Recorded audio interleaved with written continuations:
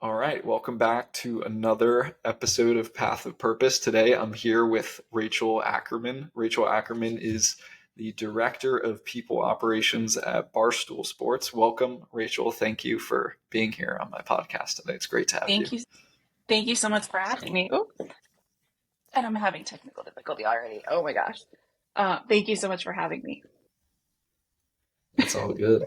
It's all good. For those who are just listening, the AirPod fell out of Rachel's ear. Yes. All right.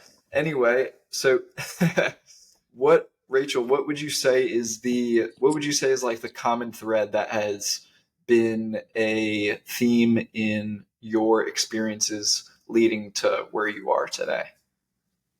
Question. A common thread that has led me to where I am today is helping people. One thing that I found in every single role that I've been in, starting way back when I worked at ADP all the way up until Barstool, has been just helping folks, regardless of what side of the line that they were on, if they were administrating or employees. Just has been a path that I've been following this whole time. Mm. So would you say that that is something that originally inspired you to want to get involved in HR? It's I guess you could say yes. Ultimately, when I was going through high school and college, I wanted to be a teacher. So I guess helping has always kind of been a place that I've wanted to lean towards, be it through teaching others in like a high school setting or kind of taking this deviation and moving into human resources and people operations, and being ultimately starting on the back end, but then wanting to find myself on the front end and working directly with employees and making sure that they felt supported and had everything that they needed so they didn't have to worry about anything but the job that they were, hired to do. Interesting. So what shifted in you then from wanting to be a teacher to working in HR? That's another great question. The state of Massachusetts changed the entire format for teaching when I was going through my teacher training. When I was just about finished, I think it was in my last semester of student teaching, they basically came in first day of that semester and said, "Hey, so sorry, but we're changing how we've been teaching you." And unfortunately, they started teaching to what they now have as the MCAS tests. So Common Core started to creep in before Common Core became a thing, like in the rest of the country.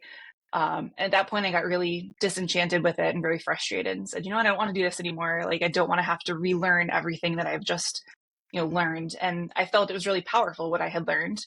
I've definitely used that in other methods in my life, be it with my own child or through the work that I'm doing now.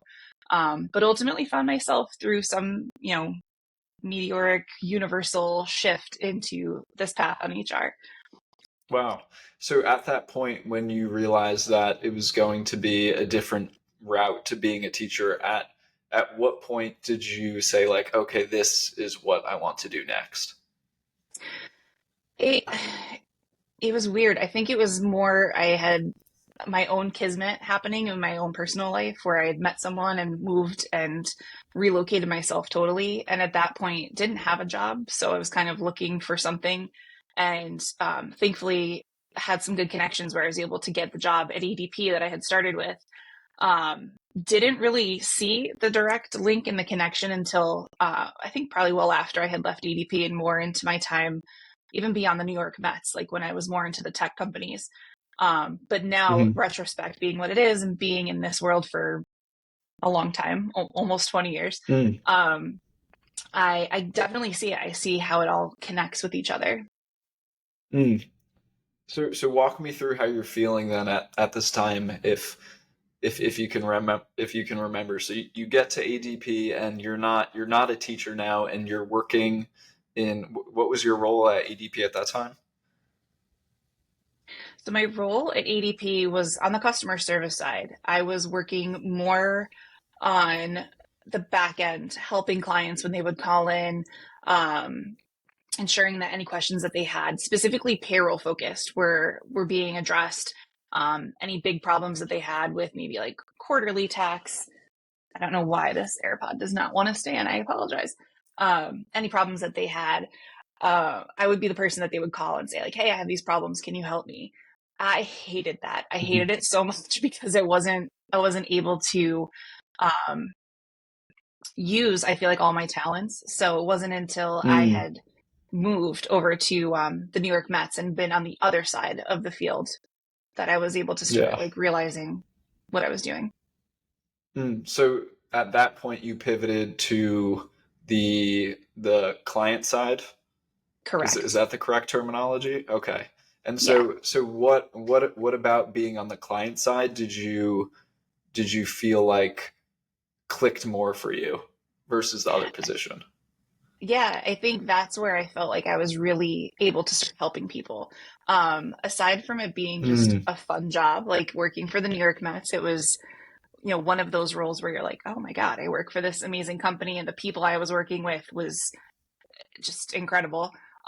That's kind of where I started realizing that what I was doing was a lot more than just processing paychecks or making sure people had mm, benefits. There was a bigger um, picture to the whole thing. And it was, I think from that point, it kind of started eking into me of how much impact I could have on an individual. But again, it wasn't really until beyond that when I started working in tech companies and had some really great mentors that showed mm. me the impact that we were having that I started to really understand it. Yeah. So then what was your reason for leaving the Mets? Honestly, totally truthfully, transparently, it was money. They working for a company such as the New York Mets or another big name like that. It was phenomenal. I had an amazing experience there. Had a lot of amazing perks and benefits and things that we had.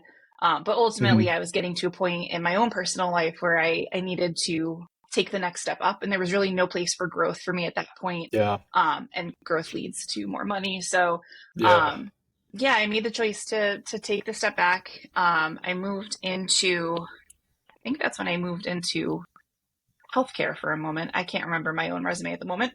Um, but I made the choice to just take the step back. Oh no, I didn't. I went to Everyday Health. That's where I went next.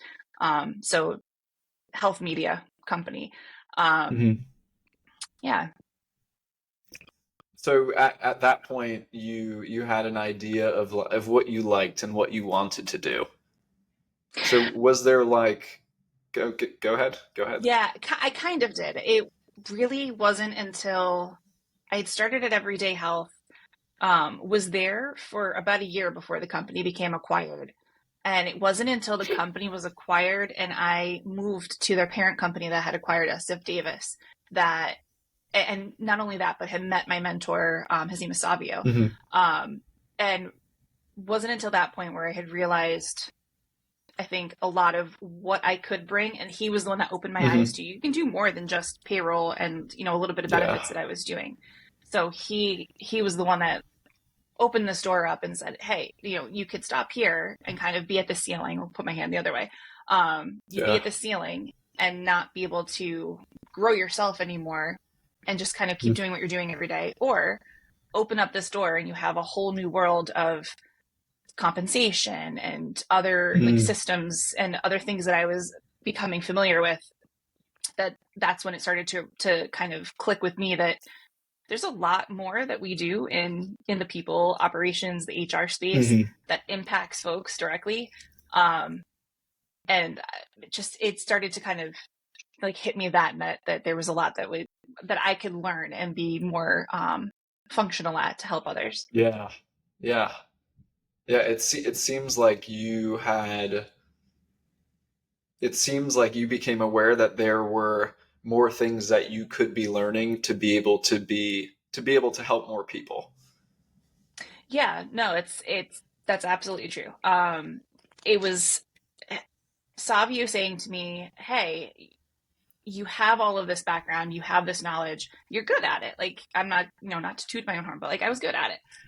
But in order for you to continue as an individual and even to help the company grow and to do other things, there's so much more that you could be doing. So if you were open, like if Hmm. he said to me, if I was open to it, um, you know, he would be willing to teach me. And he did. And there were points where myself and a colleague of mine, we sat with him and we would learn the back end components of, benefit strategy and administration and the impact that it could have on people when we were building out certain programs and what wellness events we were bringing into the organization. And that stuck with me all the way through to today when, right now we're starting to prepare for 2025, and all of those things that he had taught me back then and other mentors had taught me, it sticks with you. And now I'm thinking like, hey, I'm hearing from my people. What are you wanting? Not just making decisions because I feel like it's the best interest of the organization. Like, we have to walk a fine line Yeah. between what can the organization do for us, but also, and what makes Mhm. sense in terms of the business needs of the org, but then also what do the people want? Because if I'm going to put benefits out there that people are Mhm. going to say, I don't want that, like that's garbage to me. It makes no sense. We're going to waste money Mhm. and time and effort. So yeah, Mm. What did it feel like to have him believe in you at that time? weird, honestly. Up until that point in my career, I had never really had a true mentor, or somebody that kind of stood behind me and like gave me the shove to push me in a direction that I felt uncomfortable with. Um, and it was really nice once I began to like grow that relationship and trust and know that he wasn't doing things in like with any malicious intent. It wasn't just for the needs of the company, that like truly he had a vested interest in watching the two of us, myself and my colleague, grow and become better people at what we were doing. It it was a really great feeling. And then even beyond that, when Mm. we both went our separate ways from that company, for him to reach out to me like a couple of years later and say, hey, I'm at this new company. I have this position available. Would you be interested? And then he helped me like get myself into that organization, because that took a little bit of additional effort. They had like a test you had to take, like a Mm. kind of like an SAT type test. It was really an interesting process.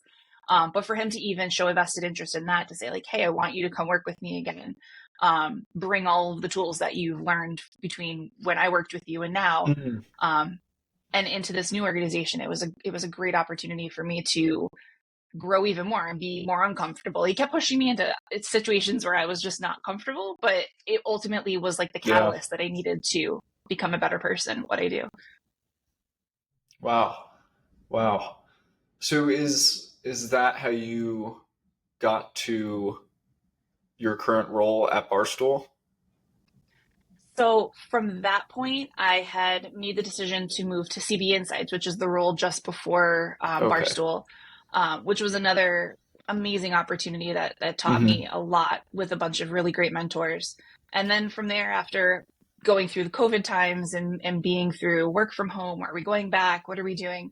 And that organization kind of shifting and changing along with the last 3 years of what the rest of the world was going through in the pandemic times, Yeah. I made a decision to move on to Barstool. And, I applied for the Barstool role, wasn't expecting anything of it. And then when I got the phone call, I was like, oh, I forgot I even applied for that. So it was exciting to get that call, and start the process with them. Mm. So what's it like to be the director of people operations at Barstool? It's fun.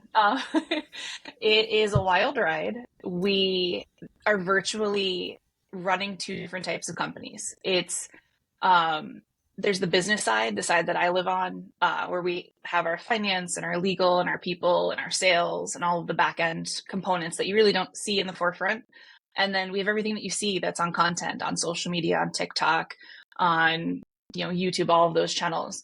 So Mhm. it's an interesting role to be working in, because I'm virtually building and planning for two different sets of people, and working with my Mhm. CPO and working with our team to make sure that we're kind of hitting all of the right targets and not doing anything that will put us on content because they decide the content team doesn't like what we're doing, or something happens that we can get made fun of. So it's an interesting role to be in. Mm. Does does this position feel like the natural next step of like it seems like by being the director of people operations for almost like two different brands per se at the same company, does that feel like a added responsibility? Absolutely. Absolutely. Yeah. It took me a couple of months, I think, for me to understand the dynamic of what Barstool is and how our people work. And conversations with my CPO of understanding, what she's dealing with the content team and with our leadership team. and then how it all kind of melds together with our business team.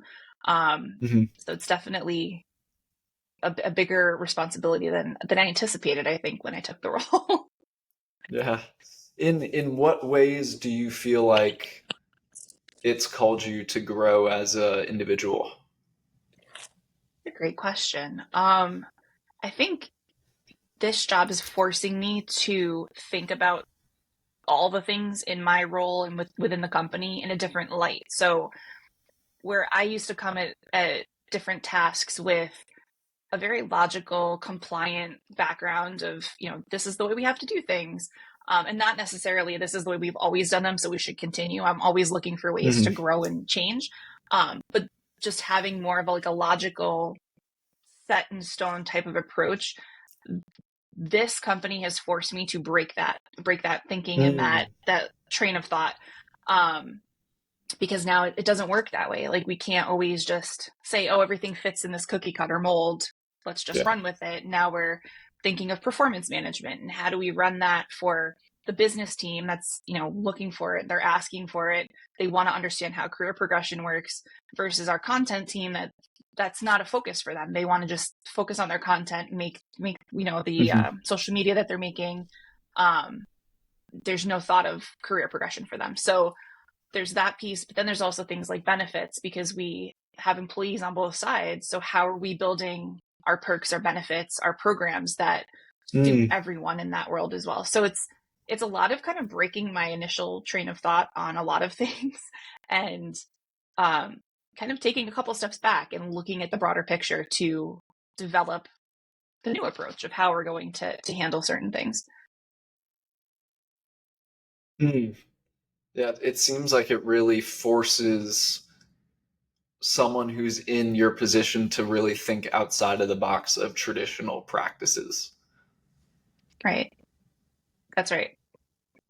Do you, do you feel like, in what ways do you feel like this role is calling you to be more creative?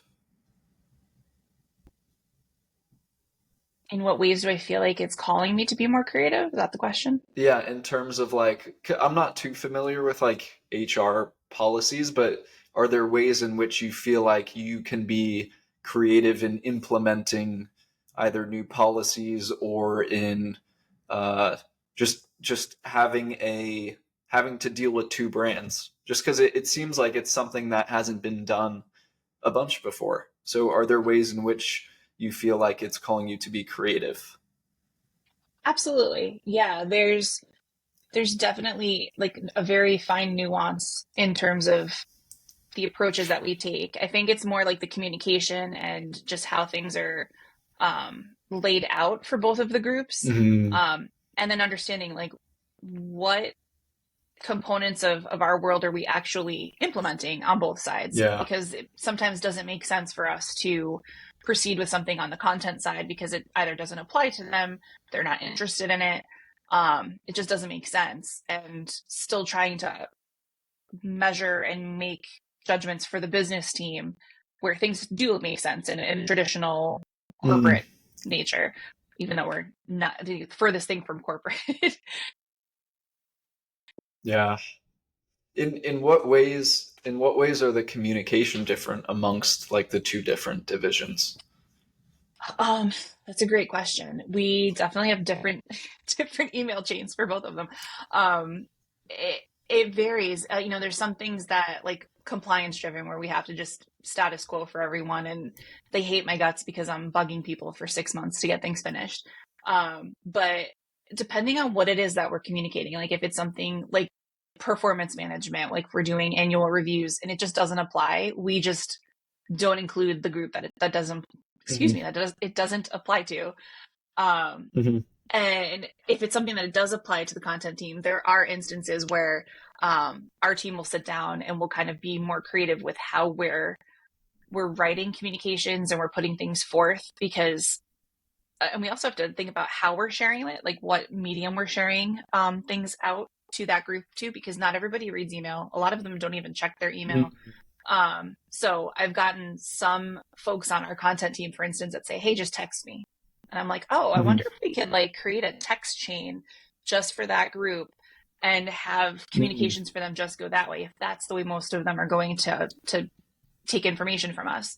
Um, Hmm. we have all of the traditional methods of communication, but I've also thought about like when it comes to open enrollment, which does impact everyone, what other ways can Hmm. we do things that kind of fall in line with what Barstool does? And some of the things that I've started thinking of are, can we do our own internal podcast, or can we do um, like anything content wise? Like, can we create content that we can share just internally with the folks to say, make little skits or whatever, make fun of, make it more fun to share information that pertains to open enrollment or any other pertinent information that has to go out there. So trying to think outside the Hmm. box a bit in that regard.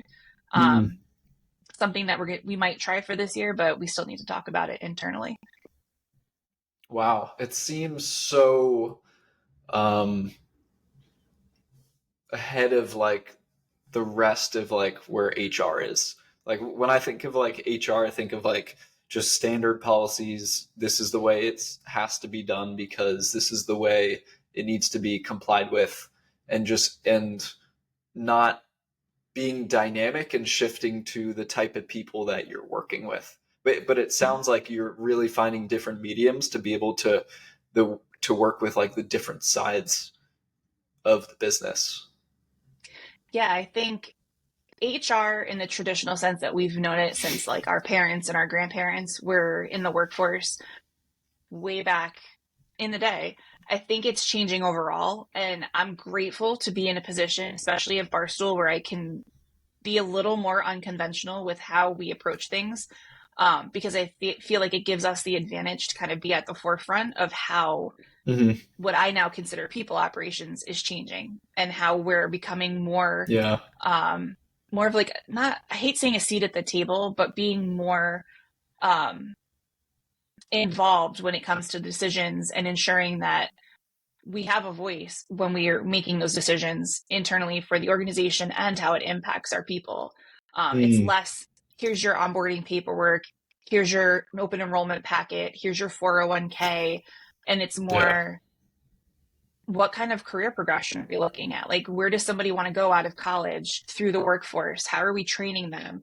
Some of the things I took away just from my last job and from Barstool are, how are we making sure that people in the newer generation, the newer workforce, are getting what they're asking for, what they want, what they're Mm. expecting. And it's a lot different from the 3 or 4 generations that have come before them. So I feel like we're seeing a shift, we're seeing a change. A lot of it occurred through COVID or started with Hmm. COVID. And now we're going to start seeing more of that acceleration as we go. Hmm. So you touched a little bit on that, but where do you see like HR being different in like 10 years from now? That's a great question. I think it'll definitely be different because there's so much coming. So we haven't even scratched the surface. So AI is a big piece that we know it's here. We're starting to see it in a lot of the tools that we're using. Chat GPT, for instance, is something that Hmm. I use frequently because it just makes it easier for me to write a memo or ask a question of the internet.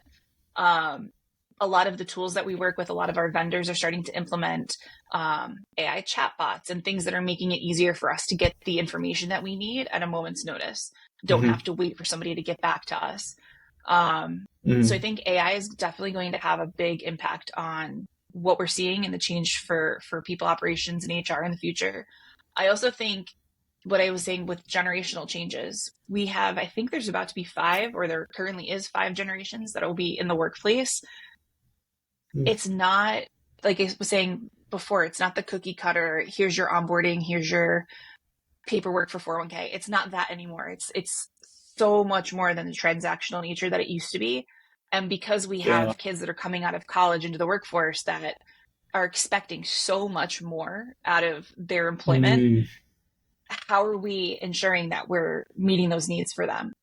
So I think we're going to continue seeing a big shift in just how we're approaching what people operations is from our standpoint, from an employee standpoint. There's Hmm. huge shifts and changes in DEI constantly, and I'm not an expert in DEI, and I know that there's been a lot going on just in the last like 24 hours with some things that have been going on in our world with SHRM. But I know that there's going to be shifts and changes there. Who knows what happens after like all of the election this year? What might shift and change Yeah. policy wise? Would love to see the government make some changes in a positive light towards FMLA. Hmm. Just making things more reasonable and Hmm. better for employees overall. Hmm. How do you manage what may be expected of you and your organization from people that are coming into the workforce with what you actually feel is the right thing to do versus what the organization is actually capable of doing? It's a great question. So, what? Can you repeat the question one more time, just so I can be clear Sure. before Yeah. I Yeah. answer Yeah. it? It was a lot. It was a lot of words. how how do you balance what to do with the expectations of potentially new employees that are coming in or employees that are already in the company with what the company is actually capable of doing and also with what you feel like is the right thing to do? Got it. So, I think a lot of it stems from being totally transparent and communicating information to folks, especially as they're coming in the door, starting before they even get in the door. Like having conversations with from a recruitment standpoint, um, so that folks understand like what our organization is about, what we do, and this is true of any company. And I know Barstool, I feel like can be a little different in terms of how we approach things, but setting those expectations out of the gate, like this is what our company is. Here's what we Mm-hmm. do. Here's what will be expected specifically in the role or however they want to, approach that conversation. And being truthful, like about what we will be doing as we continue and not kind of giving any fluff to what could be expected, but then, it becomes a surprise to them later on. Um, Yeah. and also listening to folks as they're coming in the door, like after somebody is hired. I think it's important, especially with the newer workforce and even with older generations in the workforce, to understand, you know, it's a give and take. Like people are coming to work for a company because I think ultimately they're looking for, the means to be able to support themselves. But also they're looking for some kind of satisfaction and like, um, experience out of what they're doing in the work that they're Mm. doing. Like I come to Yeah. work because I love it. Like I wake up every day and I Mm-hmm. enjoy it.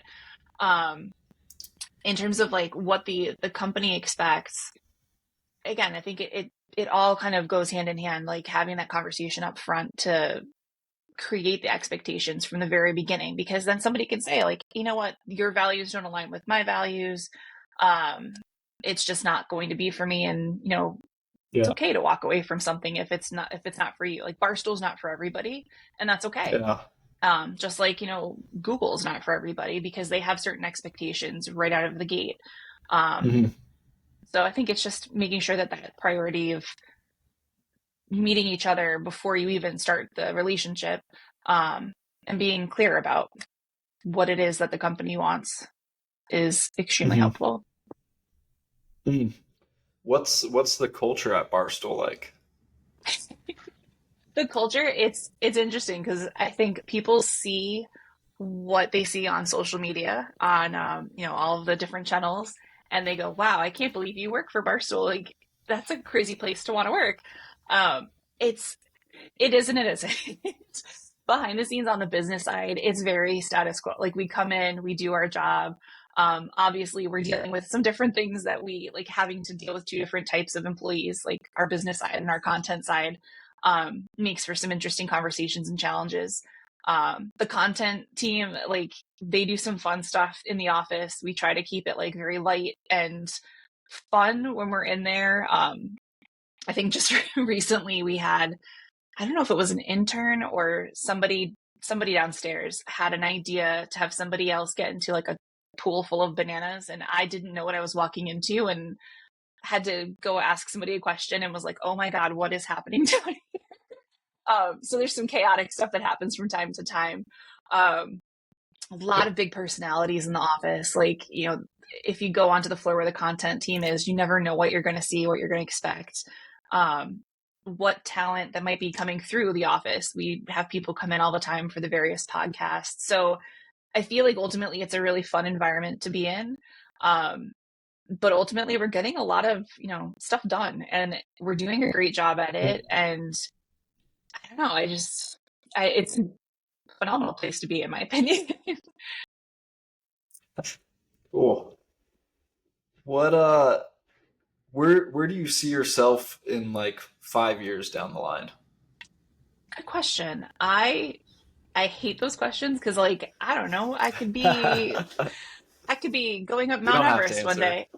No, I have thought about it, only because, like, my personal life is shifting and changing. So now that I'm about to have no children in my home, I'm like, what is next for me? Um, I I don't know. I feel like I could go one of two ways. One path could be continuing what I'm doing within the corporate space, within, like, within an organization, continuing to like climb the ladder and go upwards in mobility. Another option that I've been considering is taking what I'm really good at, in terms of compensation or benefits, strategy and planning, systems and implementations, and going off on my own and potentially like creating my Mhm. own like brand and doing it with other companies and just partnering with companies as they need that assistance. So I don't know. Like, I feel like the sky is the limit. There's a lot going on, especially because of the ever evolving functionality and nature of people operations, HR, and who knows, like, with what all of the technological advances are going to bring us, what that looks like. So I have no clue. Mm. Your guess is as good as mine. Hmm. What what do you think are there certain aspects about either one that attract you more than the other? Yeah, there's, like, I guess on the pros and cons list, staying at an organization, continuing to kind of work my way up in terms of my career path.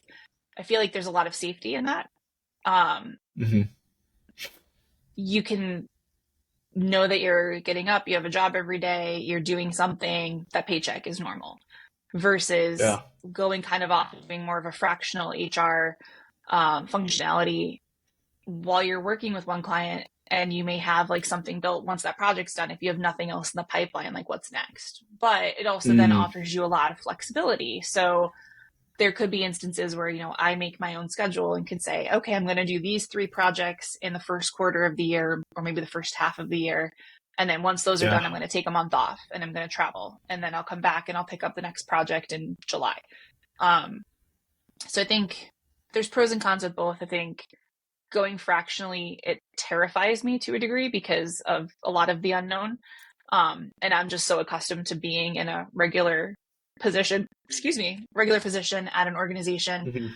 Hmm. Um, so I wouldn't know what to expect, but it also, like, kind of thrills me to be on my own um, schedule, my own time frame, picking the clients that I want to work with. Yeah. Um, yeah, it could be good and bad, but I think more good. Hmm. Do you feel like there is one option that would have more growth in it for you? That's a great question. From where I stand right now, being in the position that I'm in, I feel like they're both equal. I think in the future, depending on how far I go, I have no intentions on leaving my organization right now. I'm really happy with where I'm at. And Yeah. would love to consider, seeing myself grow there. But in the future, I think as I get older, I think fractional does look more appealing to me because it Hmm. lends me the growth and the opportunity to kind of pick and choose the projects that I want to work on, versus working with leadership to determine, what do we need to do? Like, what are the priorities of the organization? What's the business looking at in the next year to 5 years? Hmm. Um, and having to kind of stick to whatever the mold is that we've got going already. And I can, on the other side, go out and just, oh, you need to have compensation bands brought up and you want to like revamp your whole organization's levels. Okay, cool. Let's do that. Yeah. Or you want to implement a new system. Oh, I love that system. Let me help you with that. So pros and cons for both. Yeah. How how would you know when it's time to go out and work for yourself? Oh, I hate that question. I don't know. I really don't know. I think it's just a matter of like when the feeling is right. Um, Mhm. I wouldn't be able to tell you right now when that would, like how I would Yeah. know for certain. Mm. Yeah. So going back and talking about like that common thread of like what tied your your previous work experiences together, do you feel like in the role that you're in now, you're able to kind of put all those things that you've learned from those experiences to the test, if you will? Yeah. Yeah, I think over the course of time, as I've continued to be challenged in what I was doing and kind of through those challenges shift gears slightly, ever so slightly each time, um, I think for the things that I know that I can do well, of course, you can put me to the test. Hmm. Things that I don't know well, I'll be honest with you and say like, hey, it's not my like strong suit, but let's either find somebody who is, or I'll learn it because why not? Challenge accepted. Yeah. Mm. Do did it feel that way from the beginning of being in that role there? At Barstool, Yeah. um, yeah, it actually did because I think Barstool choosing to join this team and come into the role, uh, working through the interview process, I had a bunch of things uncovered for me that immediately I was like, okay, like we're going to have to start like planning out how we're going to fix these things from the get go. Um, and I'm grateful that once I was in the seat and working with the leadership that I'm working with, I had kind Hmm. of some freedom and autonomy to be able to sit down and analyze the problems that were in front of me and use all of the skills and the strengths that have been able to acquire over the course of time and Hmm. map out what the plan should be. And in the first, I would say 8 to 10 months at Barstool, it was a whirlwind for me and for the other individual that works on my team, because we hit the ground with changing a bunch of systems over, condensing a bunch of things that we didn't need, looking at, we had benefits that we had to start looking at for this year immediately. Um, a bunch of different vendors that we were using for benefits that just weren't suiting us anymore. So it was a lot of looking at the Hmm. bigger picture, understanding um, what made sense, what didn't make sense. And ultimately, I was able to use all of that um, knowledge and just everything that I had brought with me from before to come in, save the company a ton of money, be able to repurpose some of that money into better benefits for the organization. And really, I felt start this journey on a really strong foot. So I feel like 2023 was a great year for me with Yeah. Barstool, and it really put some big shoes in place that I had to fill for this year. And 2024 has been a much quieter, but we're still doing amazing things where we're working with leadership to figure out like what do we need? What are we missing? It's a 21-year-old company. What do we need next in order for us to get to the next level? How are we making sure that Yeah. everybody feels supported and cared for and they're confident that they can go off and do the jobs that they need to do to continue making Barstool, the company that it is today? Mm. So going off of that point, then what do you think is next for Barstool to be able to get at that to be able to be at that place? So I from my perspective, one of the things that I'm working on now is a project to help with like compensation planning and career progression, because that's something that we've heard from employees that they would like to see. Um, and again, I think this is more suited towards our business side than it is the content side. Um, but I think it would be really helpful if people understood where they are in their current path of mobility within Barstool, where they can go from there, if there isn't a place for them to go from there, having the understanding out of the gate, like, this is where it ends. If you want to stay with that, great. If not, we could figure out other paths like of internal mobility that we could look at. So I think it's just kind of building a lot Mm. of internal infrastructure that can make Yeah. people understand like the chutes and ladders progress of how the company works. Mm. What, like, once again, I'm like not very familiar with like HR at all, but like what would that kind of look like as being built out? So one of the first things that we had to do was building a job architecture, just understanding what what makes up the skeleton of the organization for each part of each team. So the Hmm. people team, we have three different sections within our part of the company. Our finance team, they have several sections depending on like what part of finance you're working on. So kind of looking at all of our jobs, understanding like what the skeleton of all of the teams looks like. And then once we had that completed, which we've done that part already, there's two different paths that we can then go down. There's the compensation piece where we can start to look at jobs and understand, like, are we paying people properly? Is there equity in the roles that um, equity amongst the roles that we've mapped out? And then on the engagement side of the people team, there's the career progression and understanding Hmm. what does it look like if somebody starts on this track and ends on this track, and how do they get from Hmm. the bottom to the top? Um, Setting up individualized development plans for people and helping them just learn more about where are you now? Where do you want to be? What kind of learning and development do you need? Are there any special skills and training that we need to look into for you? Hmm. Yeah. Because there could be, like on the production side, maybe there's some production type training that a person could investigate to help Hmm. them get better at what they're doing. So it's putting that all together and then ultimately communicating it to all of the different levels of people within the organization so that there's transparency in how we tick as an org. Um, and then using that to help continue moving us forward and work on retention of employees and attraction for individuals. Um, just keep building the org from there. Mm. Wow. Has, like, from everything that you're saying, I can imagine if your mentor was seeing this, he'd probably be super thrilled just to see how it's all like working out. And are you still in contact with him regularly?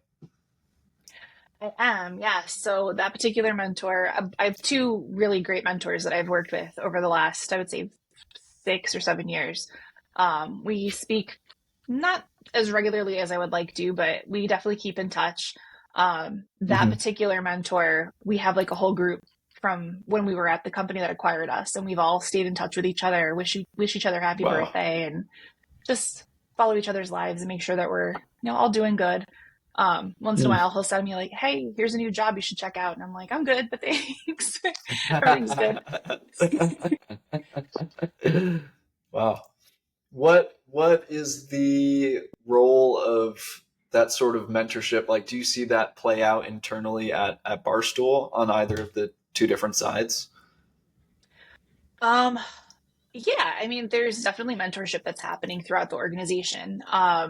One great area that we can focus on with that now is we have, I want to say, 30 or so interns that have joined Barstool for the summer. So a Mm. lot of the folks that are managing them have been tasked with becoming that mentor, becoming that person that's teaching them the skills that they're learning within the roles that they've taken on during these internships. But then we've also inquired other, or not inquired, but asked other people within the organization to come to lunch and learns and educate and Yeah. offer, a helping hand. And I try to model what that that functionality would look like within my own team. And I hope that as I have conversations with others within the org, that if they're interested in that type of thing, that they're also picking it up. I think we can definitely do more. But Hmm. I think it has to be kind of a grassroots, has to happen naturally over time. So as we Yeah. continue doing more of it, it will become more of the norm. Mm. Cool. Yeah. Do you ever see people like switch over from like the business side to the like content creation side? Yeah. We in the year or so that I've been here, I believe I've seen a couple of people that have switched like from production roles, like behind the scenes, behind the lens, onto the front end. And Mm-hmm. a lot of times the production folks end up on camera anyway. They become like a part of the whole ecosystem for whatever the show is or whatever they're filming. But yeah, there's been instances where people do make that transition over from one side to the other. From the business side, like from my end, not so much.